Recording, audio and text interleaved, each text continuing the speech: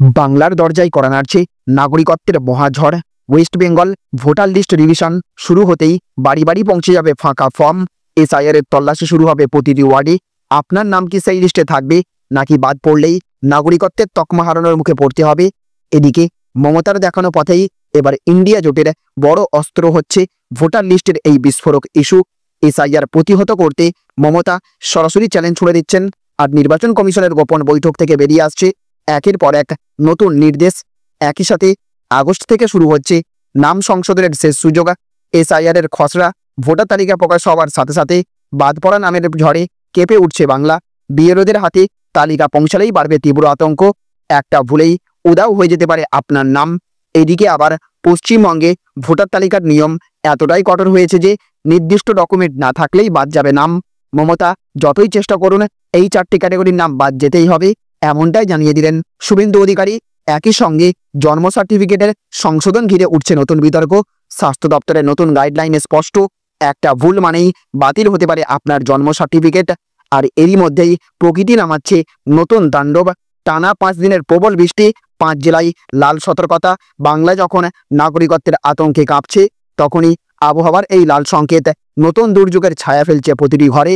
আজকের ভিডিওতে আমরা ফাঁস করব এসআইআর ভোটার লিস্টের প্রতিটা নিয়ম। কোন ডকুমেন্ট না থাকলেই বাদ যাবে আপনার নাম, কোন 4টি ক্যাটাগরির নাম বাদ যাবে। মমতা বনাম নির্বাচন কমিশনের দ্বন্দ্বের আসল চিত্র, জন্ম সার্টিফিকেট ইস্যুর নতুন ফাঁস, আর ঘূর্ণিঝড় ও বৃষ্টির এই সতর্কতা নিয়ে বাংলার সামনে কি মহাবিপদ অপেক্ষা করছে। এক মুহূর্ত তাই স্কিপ করবেন না। এখনই লাইক দিয়ে শেয়ার করুন আর কমেন্টে লিখুন আপনার মতে কি এই ভোটার লিস্টের নতুন নিয়ম বাংলার সাধারণ মানুষকে নাগরিকত্বের দোরগোড়ায় ঠেলে দিচ্ছে। তো দেখুন, আজ প্রথম খবর উঠে আসছে, বাড়ি বাড়ি ফর্ম বিলি, ফাঁকা বাড়িতে আটকে দিতে হবে দরজায়। বাংলায় এসআইআর এর তোড়জোড় শুরু। তো বিহারের পর পশ্চিমবঙ্গে ভোটার তালিকার বিশেষ সংশোধনের তোড়জোড় শুরু হয়ে গেল।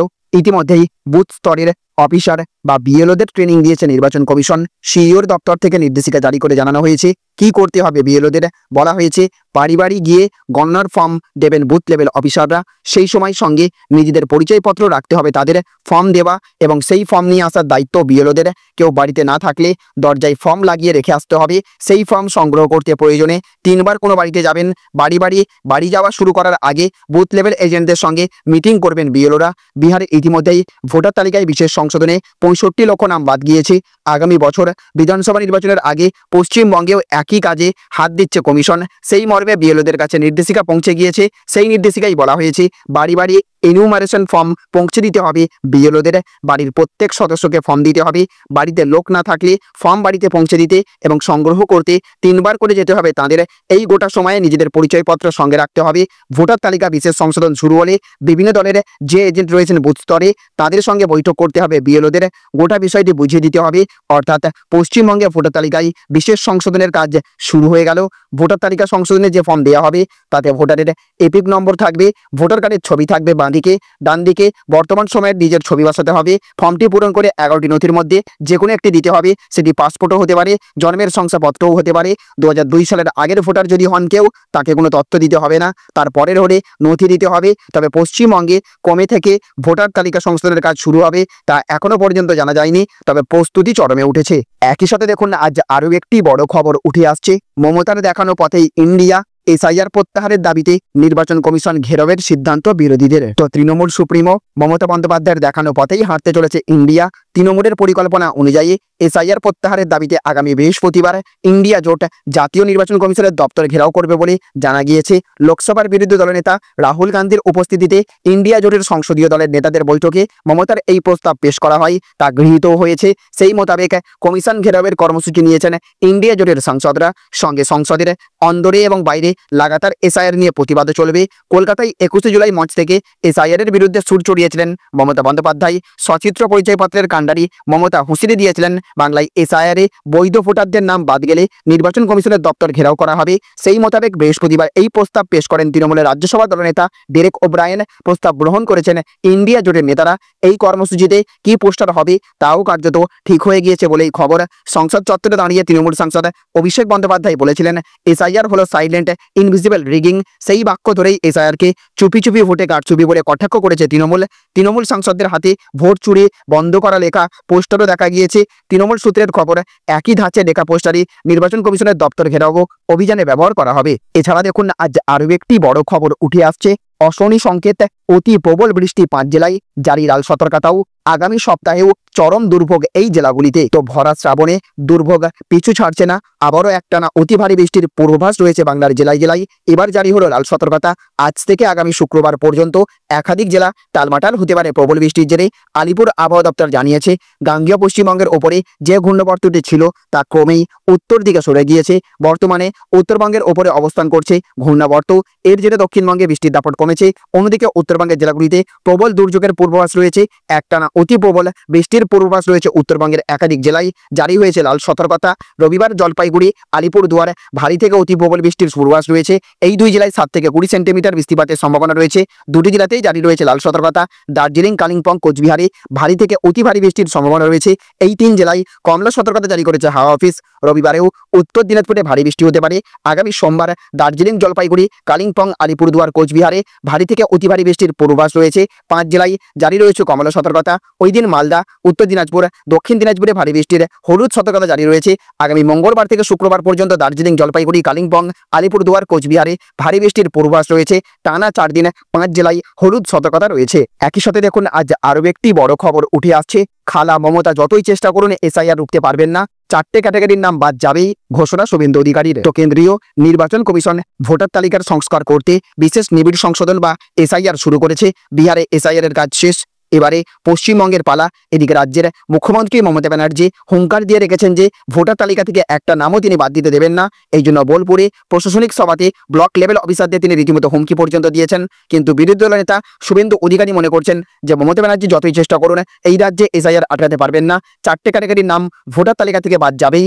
আজ বিকেলে বিধানসভার বাইরে সাংবাদিকদের মুখোমুখি হয়ে শুভেন্দু অধিকারী বলেছেন, মুখ্যমন্ত্রী বোলপুরে সরাসরি ইলেকশন কমিশনকে চ্যালেঞ্জ করে বিএলওদের ধমকি দিয়েছিলেন। তবে আপনারা জেনে রাখুন যে এক্সটেনশনে থাকা মুখ্য সচিব স্তাবক মনোজ পান্ত্রকে 13 শীষে স্মরণ করিয়ে দিয়ে বলতে চাই, 5 জুলাই নিয়োগকৃত একটাও বিএলও বৈধ কারণ ছাড়া, সিইওর অনুমতি ছাড়া আপনি আইনগতভাবে পরিবর্তন করতে পারবেন না। এবং আমার বিশ্বাস যে সেই বার্তা তিনি পেয়েও গেছেন। আমি আশ্বস্ত করছি যে কোনো বিএলও মমতা ব্যানার্জি এবং মনোজ পান্ত পরিবর্তন করতে পারবে না। পাশাপাশি তিনি বলেন, এসআইআর নতুন কিছু নয়, 2002 হলেও এ রাজ্যে হয়েছে, যার জেরে 2004 সালে ভোটার লিস্ট বেরিয়েছিল এবং 26 লক্ষ নাম বাদ চলে গিয়েছিল। এসআইআর অনুযায়ী 4টে ক্যাটাগরির নাম লাগ থাকবে না।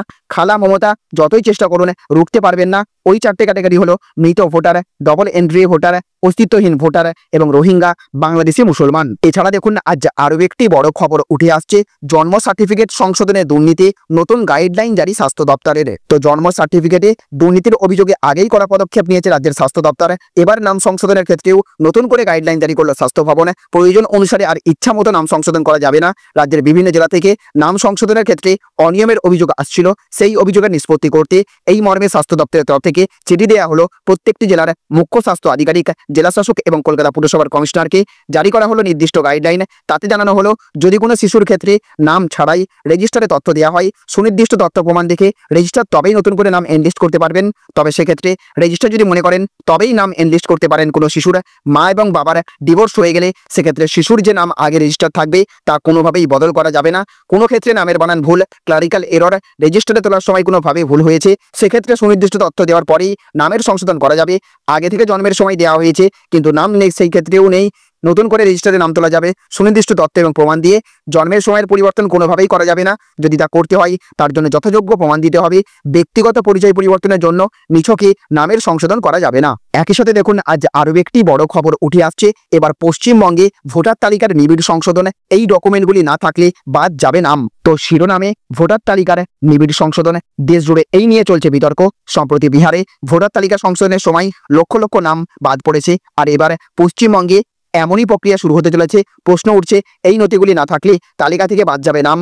দেশ জুড়ে একদিকে সিএএ এবং এনআরসি নিয়ে বিতর্ক, আর তারই মধ্যে পশ্চিমবঙ্গে শুরু হতে চলেছে স্পেশাল ইন্টেন্সিভ রিভিশন 2025, অর্থাৎ ভোটার তালিকায় নিবিড় সংশোধন প্রক্রিয়া। নির্বাচন কমিশনের নির্দেশে আগস্ট মাস থেকে রাজ্য জুড়ে বিএলওদের মাধ্যমে এই প্রক্রিয়া শুরু হতে চলেছে। আর এই সংশোধনের বড়সড় প্রভাব পড়তে পারে বহু ভোটারের ওপর, বিশেষ করে যাদের এখনো পর্যন্ত ডকুমেন্ট ঠিক নেই। সাথে সাথে নির্বাচন কমিশন এবার মোট 11টি সরকারি ডকুমেন্টকে গ্রহণযোগ্য বলেই চিহ্নিত করেছে। যে কোনো একটি ডকুমেন্ট জমা দিলেই হবে। সেগুলি হলো সরকারি চাকরি, সরকার বা রাষ্ট্রায়ত্ত সংস্থার ভোটার ফটো আইডি বা পেনশন পেমেন্টের অর্ডার, পোস্ট অফিস, ব্যাংক বা এলআইসির আইডি, সরকারি বা পৌরসভা অনুমোদিত জন্ম সার্টিফিকেট, বৈধ পাসপোর্ট, স্বীকৃত বোর্ড বা বিশ্ববিদ্যালয়ের মাধ্যমিক বা উচ্চ মাধ্যমিকের সার্টিফিকেট, এনআরসি সংক্রান্ত বৈধ নথি, জাতিগত শংসাপত্র, সরকার অনুমোদিত স্থায়ী ঠিকানার প্রমাণপত্র, জমি বা বাড়ির দলিল, পারিবারিক রেজিস্টার। নির্বাচন কমিশন এবার জন্মসালের ভিত্তিতে 3টি ভাগে ডকুমেন্ট নির্ধারণ করেছে। প্রথমত, যদি 1 জুলাই 1987 আগে জন্ম হয় তাহলে কেবল একটি নথি জমা দিলেই হবে, আর 2002 সালের ভোটার তালিকায় নাম থাকলেও চলবে। দ্বিতীয়ত, যদি 1 জুলাই 1987 থেকে 1 জানুয়ারি 2002 এর মধ্যে জন্ম হয় তাহলে নিজের জন্য একটি নথি এবং বাবা মায়ের জন্য আরও একটি নথি জমা দিতে হবে। তৃতীয়ত, যদি 1 জানুয়ারি 2002 এর পরে জন্ম হয় তাহলে নিজের জন্য একটি নথি আর বাবা মায়ের উভয়ের একটি করে নথি জমা দিতে হবে। তাহলে বন্ধুরা বুঝতে পারলেন, এই ছিল আজকের কিছু গুরুত্বপূর্ণ খবর। আজকের ভিডিওটি যদি আপনার ভালো লেগে থাকে তাহলে অবশ্যই একটা লাইক দিন, বন্ধুদের সঙ্গে শেয়ার করুন আর চ্যানেলটি সাবস্ক্রাইব করতে ভুলবেন না। পাশে থাকা বেল আইকনটা প্রেস করুন যাতে ভবিষ্যতে আমরা যখনই নতুন কোনো গুরুত্বপূর্ণ খবর নিয়ে আসি আপনি সবার আগে তা দেখতে পান। আপনার মতামত জানাতে ভুলবেন না কমেন্টে, কারণ আপনার প্রতিটি মন্তব্য আমাদের আগামী ভিডিওগুলোকে আরও ভালো করার পথে সাহায্য করে। দেখা হবে খুব তাড়াতাড়ি নতুন এক ভিডিওতে, নতুন খবর আর নতুন বিশ্লেষণ নিয়ে। ততক্ষণ পর্যন্ত ভালো থাকুন, সাবধানে থাকুন এবং সত্যের পাশে থাকুন।